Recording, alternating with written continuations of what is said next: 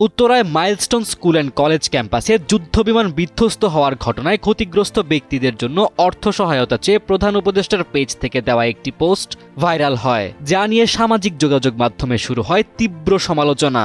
বিভিন্ন প্রোফাইল থেকে পোস্টটি শেয়ার করে প্রধান উপদেষ্টার এমন কাণ্ডে ক্ষোভ প্রকাশ করেন নেটিজেনরা।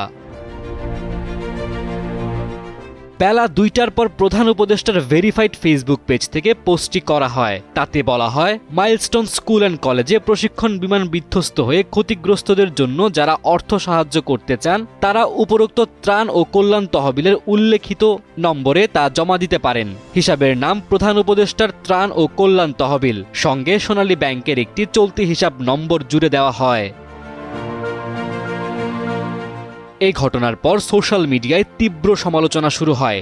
অভিনেত্রী শবনম ফারিয়া ফেসবুকে একটি পোস্ট শেয়ার করে লিখেছেন, ভেবেছিলাম বড় হয়ে গরিবদের পাশে দাঁড়াবো, কিন্তু সরকারের পাশে দাঁড়াতে হবে ভাবি নাই।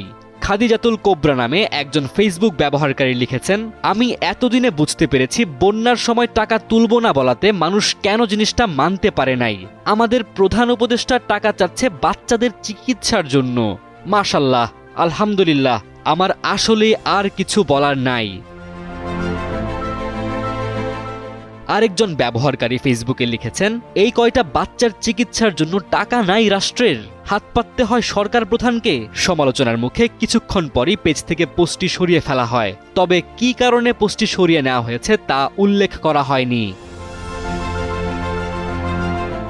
নিউজ ডেস্ক, সময়ের আলো।